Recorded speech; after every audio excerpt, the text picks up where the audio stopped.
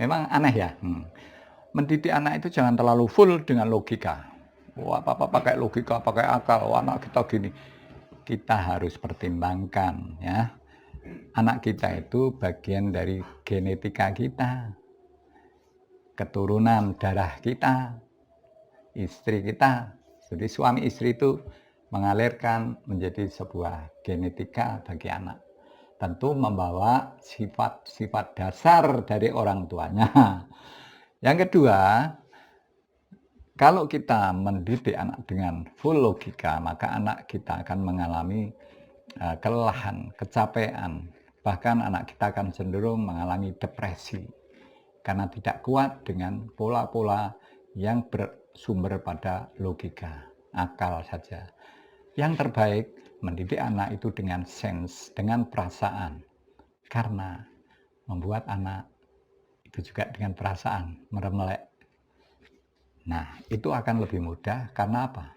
Dengan begitu kita orang tua bisa mengukur kebatinan anak kita, perasaan anak kita. Kita akan lebih cepat merasakan, oh anak kita nggak suka diginikan, oh anak kita. Jadi kita akan lebih mudah berempati, mengerti apa yang diinginkan anak-anak. Sehingga disinilah nanti kunci sukses. Kita menjadi teman anak kita, mitra anak kita, dan kita akan melihat anak kita mungkin akan lebih lari kencang meninggalkan jauh kita. Dan kita disebut orang tua yang sukses. Ketika anak-anak kita larinya kencang melebihi orang tuanya.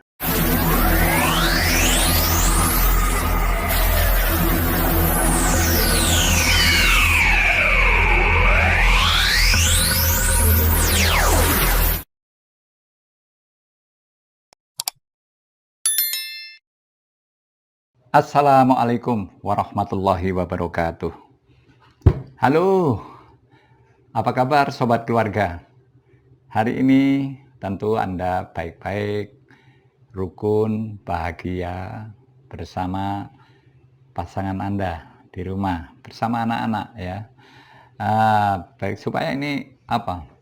Kalau Anda yang nonton ini belum punya anak, belum punya pasangan, ayo segera bantu ya. Tapi kalau Anda sudah punya calon, alhamdulillah ya, jaga baik-baik calon Anda sampai bisa diajak menuju ke pernikahan yang bahagia. Hari ini Abi masih ingin melanjutkan tentang persoalan anak ya. Nah, bagaimana mendidik anak itu pakai cara seperti apa yang sebenarnya lebih pas gitu ya. Abi tidak mengatakan cara yang terbaik, tetapi ada cara yang lebih pas dengan yaitu mengembangkan sikap sense, ya, perasaan, ya, sense-nya harus hidup. Jadi karena berbagai hal di dalam pola mendidik, melatih, mengasuh anak itu berbagai macam orang tua dengan polanya masing-masing itu akan menghasilkan anak-anak kita yang juga berbeda-beda karakternya. Nah, ada yang anak itu selalu di dalam pengawasan detik demi detik, menit ke menit, jam ke jam, itu selalu terawasi oleh ibunya. Nah, ini sebenarnya menjadi over ya. Overprotect, over perhatian yang berlebihan itu juga tidak bagus ya. Jadi ada anak ya kira-kira usia SMA lah, dikonsultasikan ke Abi Romli karena anak ini mengalami sering bingung, sering tertekan, sering menangis sendiri ya. Kenapa? Ternyata anak ini dalam kesehariannya selalu dideteksi oleh ibunya. Bahkan berangkat sekolah baru saja kira-kira 10 menit sudah ditelepon. Ditelepon tuh gak berhenti kalau belum diangkat. Ibarat anak ini masih dalam perjalanan pun sudah diawasi, ditelepon sampai harus ngangkat. Kamu sampai mana sayang? Kamu harus hati-hati sayang. Wah, nanti sampai mulai masuk gerbang pintu sekolah pun sudah ditelepon dan sebagainya. Nah, ini siapa yang bermasalah? Anaknya yang bermasalah atau ibunya yang bermasalah? Nah, Abi katakan, ini yang buat masalah ke anak itu adalah ibunya. Jadi kalau ibunya itu tenang, jadi lakukan ketika mau berangkat sekolah, orang tua persiapkan anak-anak kita untuk melakukan doa bersama. Apalagi tos dengan orang tua. Yes, sukses anakku, mama begitu berdoa. Kemudian sudah, semua serahkan pada alam. Semua serahkan pada Tuhan. Semua serahkan pada Allah. Anak Anda akan dididik oleh alam. Termasuk mengalami kesulitan, menemui kendala dan sebagainya. Biarkanlah anak kita akan berkembang dididik oleh berbagai kesulitannya. Karena kesulitan-kesulitan yang dialami oleh anak-anak kita di jalan atau di tempat sekolah itu akan menghantarkan menjadi anak-anak yang kuat. Anak-anak yang nanti akan bisa hidup lebih berkualitas mungkin daripada Anda. Lebih baik anak. Karena apa? Anak yang semakin banyak belajar di alam dengan berbagai kesulitan, itu akan menghasilkan nantinya di ke depan anak-anak yang kuat. Anak-anak yang cenderung tidak memble, anak-anak yang cenderung lebih mandiri, lebih bisa mengatasi berbagai macam ancaman-ancaman yang menghadangnya. Nah, ini yang harus dimengerti oleh orang tua. Kadang-kadang orang tua sangat cemas. Nanti anak saya gimana? Nanti anak saya nyebrang jalannya gimana? Itu selalu terbayang. Kalau orang tua terbawa dengan bayangan-bayangan seperti ini, anak kita pun juga akan goyah di jalanan. Karena apa? Bayangan, hayalan orang tua itu sama dengan doa. Jadi sebaiknya seorang ibu yang melahirkan, seorang bapak, dan sebagainya, jangan memiliki hayalan-hayalan yang aneh-aneh, yang kira-kira membayangkan anak dalam kondisi yang berat, kena musibah, dan sebagainya. Karena apa? Apa yang Anda hayalkan itu adalah doa, dan itu nanti akan terjadi. Makanya lebih baik ketika anak kita sudah lepas dari rumah, doa. Saya yakin anak saya hebat, anak saya bisa mengatasi segala persoalannya di jalan. Tuhan menyertainya. Itu aja, udah serahkan. Karena apa? Ya, ini hidup. Anda harus mengajari bagaimana anak kita menjadi lebih berkualitas dalam hidup ini. Ada satu contoh, orang tua tergopoh-gopoh ya. Tergopoh-gopoh, kacau pikirannya, bingung, stres ya. Karena mendengar kabar anaknya tabrakan dengan mobil, sepeda motor tabrakan mobil, coba bayangkan. Ternyata mobil yang mau berhenti di lampu merah itu tabrak dari belakang oleh anaknya ibu ini. Apa yang terjadi? Wah, ibu ini jadi tergopoh-gopoh, kacau pikirannya, nggak bisa mikir secara tenang. Akhirnya panggil suami, panggil anak-anak yang lain untuk apa? Untuk ikut mengatasi anaknya. Nah, ini bisa kita bagi kasus ini. Kalau anaknya memang sampai fatal ya, dalam kecelakaan itu fatal, dia tidak bisa melakukan pembicaraan atau apa, ya tentu ini perlu bantuan. Bantuan polisi, bantuan kita keluarga itu oke, tentu diperlukan. Tetapi ketika itu terjadi, katakan serempetan atau ada accident, ada kerusakan yang kira-kira masih bisa dinegokan, nah disitulah orang tua untuk bersikap. Caranya gimana? Cukup telepon anak kita. Anak kita nelpon, "Mama atau Ibu, saya tabrakan, Ma, saya serempetan." Oke, Nak, enggak apa-apa. Kamu bisa mengatasinya. Ibu yakin kamu bisa mengatasinya. Wah, harus dibegitukan. Jangan, "Wah, kamu gimana? Kamu kurang ajar. Kamu bawa motor ngebut, ya kamu tahu sendiri, tanggung sendiri." Wah, pokoknya macam-macam. Jangan. Ini orang tua yang nggak produktif. Nah, orang tua yang produktif untuk membentuk anaknya itu hebat. Oke, ibu mengerti apa yang kamu alami, tapi ibu yakin kamu bisa mengatasinya. Nah, gitu. Jadi berikan dukungan, dukungan, kemudian anak ini mulai bisa, oke kamu berbicara dengan, lawan kamu, yaitu apa saja kerusakannya, gimana dinegokan, semua dibicarakan dalam suasana yang tenang. Dan Anda harus tetap menjadi motivatornya. Orang tua harus menjadi pendukungnya bagi anak, sehingga anak itu akan bisa mengatasi dengan sendirinya. Dia bisa, "Oh, gini Pak, tadi ini yang salah mungkin Bapak," atau apa dan sebagainya itu diatasi. "Oke Pak, kalau ini terjadi kerusakan seperti ini kira-kira, bagaimana Pak? Apa yang harus saya lakukan?" Dan sebagainya. Jadi, anak ini penuh dengan belajar saat terjadi accident, kecelakaan itu.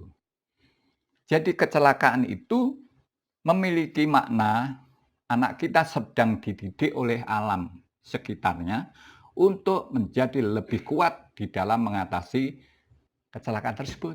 Sehingga ini ketika anak itu sudah bisa mengatasinya sendiri, nanti berikutnya anak akan bisa memiliki kapan harus kenceng, kapan harus ngerem, dan kapan harus banter, itu dia akan memiliki sense sendiri. Jadi, orang tua yang terbaik adalah menjadi motivator. Kita selalu bangga dengan anak-anak kita. Kita selalu memberikan dukungan, moral, spiritual kepada anak kita. Bahkan ketika anak kita melakukan kecelakaan sekalipun, coba Anda lakukan, karena ini semua terjadi pada siapa saja. Anda hanya perlu memberikan dukungan. Kebetulan ibu, umpama ini anak yang kira-kira baru eh, masuk SMP, kemudian naik sepeda ontel katakan. Sana gembos bannya, gitu, di jalan gembos. Bu, gimana ini sepeda? Saya gembos gimana? Nah, seorang ibu yang baik, jangan panik, biarkan dia tetap berusaha mengatasinya dengan cara cari tengkang tambal. Nah, dia akan jalan. Ya repot, tapi itu harus dilakukan. Karena dia harus belajar menjadi manusia yang bisa menghadapi berbagai rintangan dan kesulitan. Karena berikutnya, anak ini akan tumbuh menjadi orang-orang yang kuat dengan terjadinya musibah-musibah yang terjadi di suatu saat. Nah, itulah yang terbaik bagi orang tua untuk mengatasi berbagai macam kendala yang terjadi pada anaknya. Nah, juga jangan lupa, umpama orang tua ketika mau tidur, ketika anak-anak kita sudah tidur, kira-kira itu jam 1, jam 2, bangunlah Bapak Ibu atau ya dua-duanya bangun, tengok kamar tidur anak kita. Kemudian Anda berdiri kira-kira 3 meter dari anak kita tidur. Perhatikan dari ujung rambut sampai ujung kakinya anak-anak kita yang tidur di kamar itu. Perhatikan kenapa dia kadang-kadang rewel, kenapa dia kadang-kadang nakal, kenapa kadang-kadang dia ngambek, kenapa kadang-kadang dia menjadi minder. Itu perhatikan. Dan Anda rasakan. Anda hanya merasakan itu adalah darah daging Anda. Merasakan. Dan Anda akan mengerti sebenarnya apa yang dia rasakan. Anda akan bisa merasakan. Kalau Anda latih dengan cara itu, Anda akan bisa mengerti perasaan-perasaan anak Anda yang Anda lahirkan. Jadi mendidik anak itu lebih baik memakai perasaan, sehingga Anda akan bisa menentukan gasnya gede atau kecil, itu Anda akan bisa mengira-ira. Karena apa? Membuat anak itu pakai akal atau perasaan?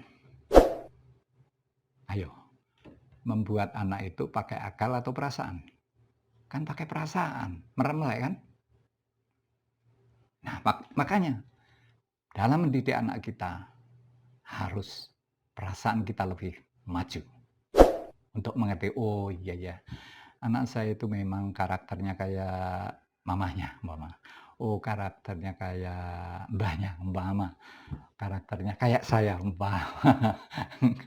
Karena saya dulu mungkin lebih nakal dari anak saya ini. Ya, jadi akan tahu Jadi jangan salahkan anak terus. Mungkin anak-anak Anda itu korban dari Anda. Anda dulu lebih bengal, ya toh, lebih nakal, lebih kurang ajar umpama. Ya, Anda saja sekarang jadi orang tua. Makanya dengan begitu Anda akan mengerti nanti, oh iya ya, oke. Jadi ketika anak-anak kita tidur, Anda akan nangis nanti. Karena apa? Anda kan, oh iya ya, aku kasihan, aku minta maaf ya Dek. Kemarin saya jewer, kemarin saya apa namanya, sakiti dan lain sebagainya, atau saya pukul. Anda akan menangis sendiri. Oke, itulah cara kita menyentuh anak kita dengan sentuhan perasaan. Anda akan sukses.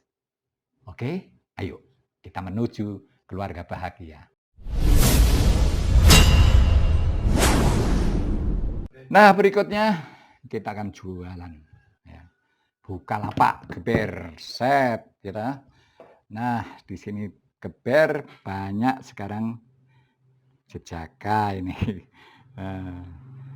Jejaka.